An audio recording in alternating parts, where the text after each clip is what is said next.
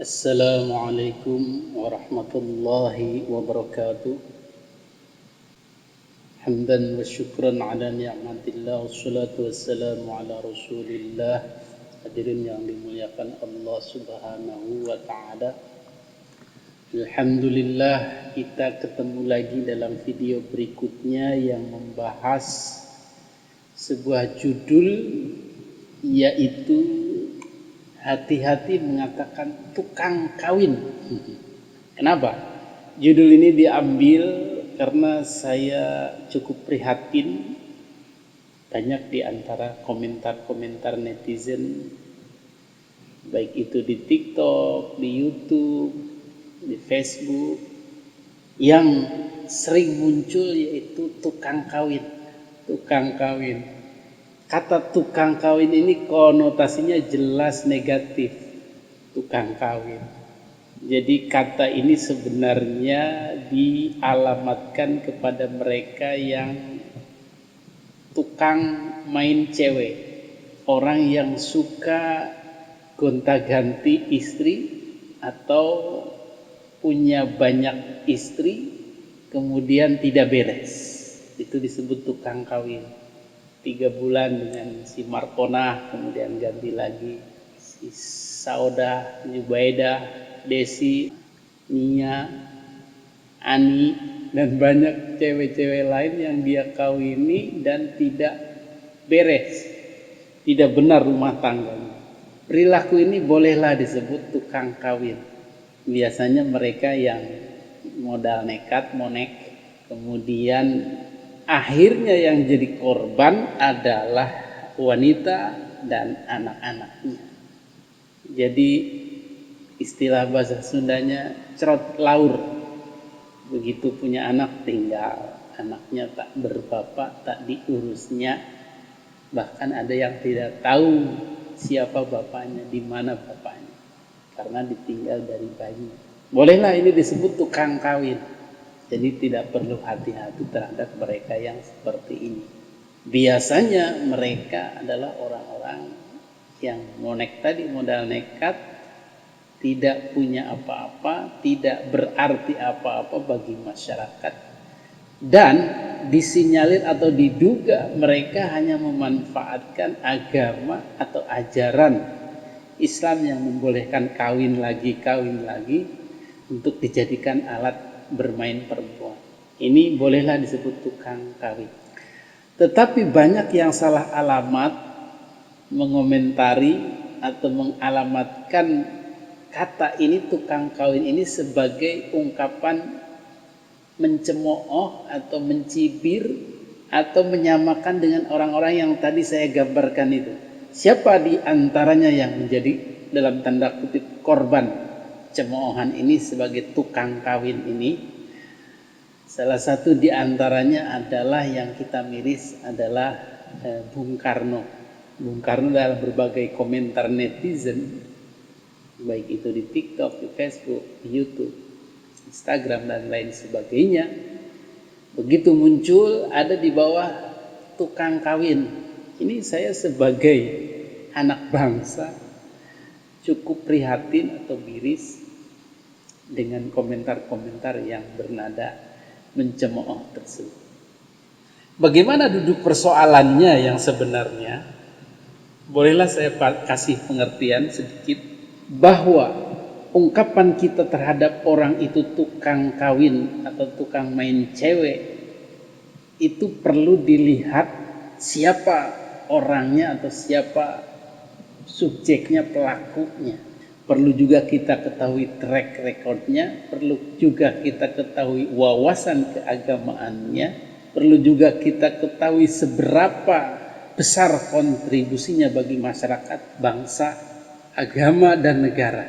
Jadi sebelum kita berkomentar tentang tukang kawin ini, alangkah baiknya kita melihat-lihat siapa yang kita komentari ini. Kalau tukang ayam misalnya, tukang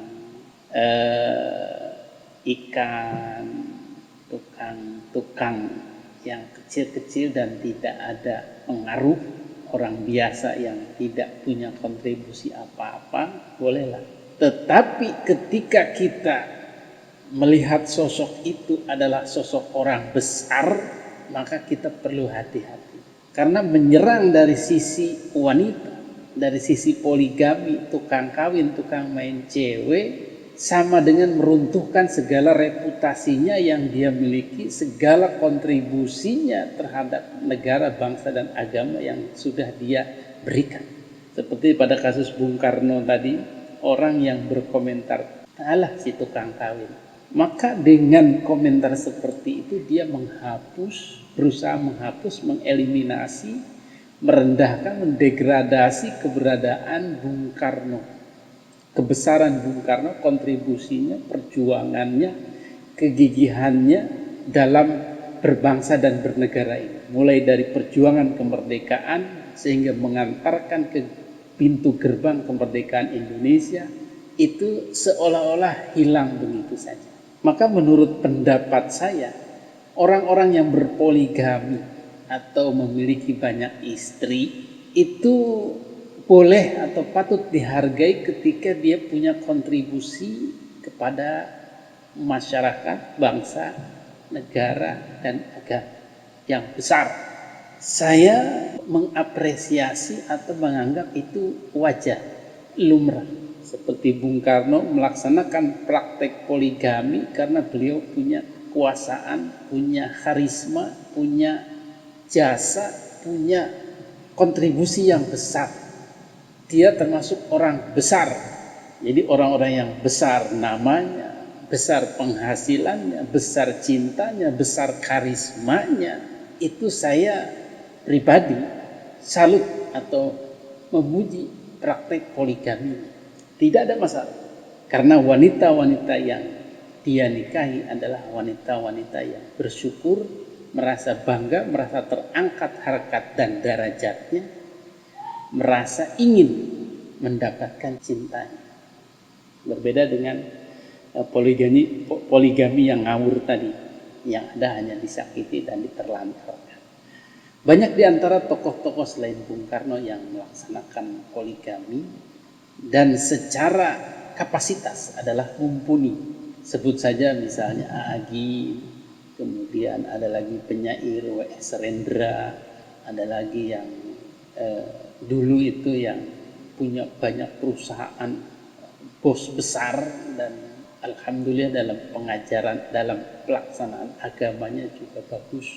Itu bolehlah. Kemudian para kiai-kiai baik yang ada di perkampungan atau kota-kota yang melaksanakan praktek poligami atau punya banyak istri, karena sosoknya atau kapasitasnya memang sudah sebagai orang besar, sudah punya kontribusi terhadap bangsa, negara, dan agama, sudah punya kekuasaan, sudah punya kekayaan, itu wajar bagi saya sebagai pelengkap dari kelaki-lakian. Karena apa? Karena itu tadi, perempuan yang ingin bersamanya itu adalah perempuan yang merasa bahagia, merasa terangkat derajatnya, merasa bahagia mendapatkan cintanya, walaupun harus berbagi. Dan dalam prakteknya mereka banyak yang berbahagia, tidak diterlantarkan, dan anak-anaknya pun terurus dengan baik. Kemudian bersambung kepada Bang Haji Rhoma Irama pun, karena kapasitasnya sebagai orang besar, punya nama besar, punya karisma, punya kekuatan, kekuasaan, kekayaan, maka bagi saya itu tidak masalah untuk berpoligami atau mempunyai banyak istri. Dan pada akhirnya kita bermuara kepada junjungan kita Nabi besar Muhammad Sallallahu Alaihi Wasallam sebagai orang besar, orang terbesar dalam sejarah di jagat raya ini. Karismanya, ilmunya, cintanya, ketakwaannya, kekayaannya, kekuasaannya, dan lain sebagainya sangat-sangat mumpuni dalam hal poligami atau berbanyak istri. Dan boleh kita catat bahwa mereka-mereka yang orang besar tadi dalam berpoligaminya pun mengikuti alur kehidupan perjuangan, seperti Bang Haji Rhoma Irama dalam perjuangannya menegakkan nilai-nilai Islam lewat jalur seni, maka dia bersinggungan dengan orang-orang seni yang mungkin saja mendukung dalam proses perjuangan dakwahnya. Rumah tangganya harus kuat, harus lengkap, dan mungkin dalam perkawinannya itu membantu perjuangan dakwah. Maka ini biasa dilakukan sebagaimana dilakukan Rasulullah Shallallahu Alaihi Wasallam. Para kiai pun begitu, banyak yang ingin membantu menyebarkan agama Islam, mendukung dakwahnya, menjalin kerjasama, menjalin silaturahmi persaudaraan dengan orang-orang yang lebih luas dengan wasilah perempuan atau istri. Jadi orang-orang besar ini dalam hal poligami adalah pelengkap kebesarannya, pelengkap kelaki-lakiannya, karismanya. Tapi Anda yang ecek-ecek, yang ekonominya pas-pasan, karisma tidak ada, ketakwaan tidak ada, kekayaan tidak ada, pokoknya semua pas-pasan, jangan coba-coba. Maka jatuhnya Anda akan disebut tukang kawin tani. Lalu bagaimana kita menghubungkan kata tukang kawin dengan orang-orang besar ini? Misalnya Bung Karno tukang kawin, Rhoma Irama tukang kawin, bahkan na'udzubillah orang-orang liberal mengatakan Nabi tukang kawin. Maka ini salah kaprah dan menjelekkan atau mendegradasi keagungan atau kebesaran seseorang karena masalah wanita. Padahal itu hanyalah satu titik kecil dalam kehidupannya yang kemudian seolah-olah dia dihilangkan begitu saja dan berganti dengan keaiban, dengan aib main ceweknya itu. Itulah tidak adilnya. Kenapa saya katakan tidak boleh mengatakan tukang kawin kepada orang-orang yang punya kontribusi besar dalam agama bangsa dan negara ini. Jadi hati-hati tadi itu mengomentari Bung Karno misalnya tukang kawin, Rhoma Irama tukang kawin, bahkan na'udzubillah Nabi tukang kawin. Karena poligami itu pada dasarnya adalah boleh, tetapi khusus untuk orang-orang yang tadi saya sebutkan itu. Karena dalam Al-Quran pun harus adil dan bisa mencukupi, bisa menjaga istrinya, bisa mencukupinya, nafkahnya lahir dan batinnya. Fankihu ma taba lakum minan nisa matna wa thulatha wa ruba'. Jadi kalau kamu ingin, maka bolehlah kamu nikahi saja perempuan-perempuan itu 3, 2, 3, 4. Karena poligami ini adalah bukan barang baru dalam dunia Islam. Artinya sebelum Islam datang pun poligami sudah ada, bahkan lebih parah. Orang bisa mengoleksi puluhan bahkan ratusan istri. Maka dibatasi dalam Islam 4 saja.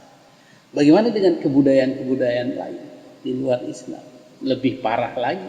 Kerajaan-kerajaan di Eropa, kerajaan-kerajaan di Nusantara, raja-raja Nusantara, bahkan ratusan, di Cina bahkan bisa ribuan wanita dikoleksi. Tetapi Islam datang untuk keadilan, membatasi hanya 4 saja paling banyak.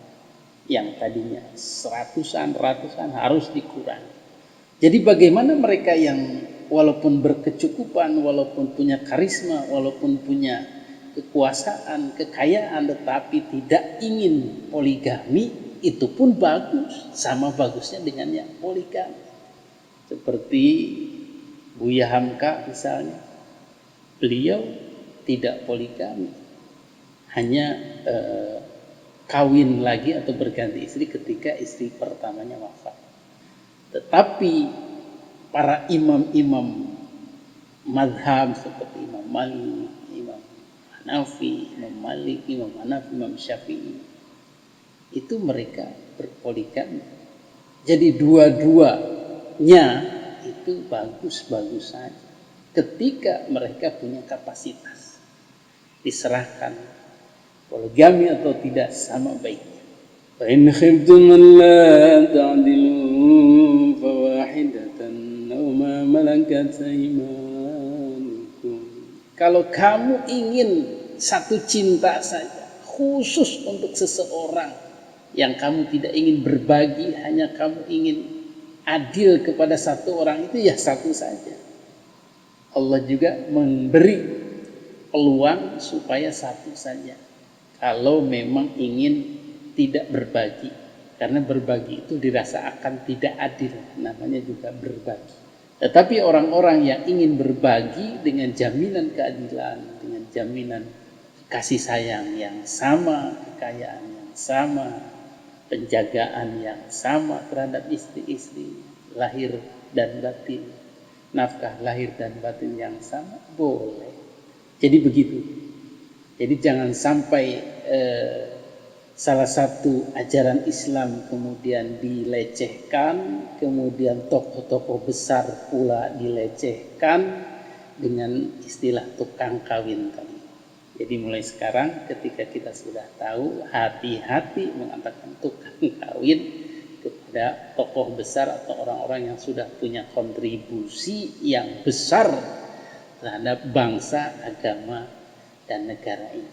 Untuk orang-orang yang memang ngawur, silahkan.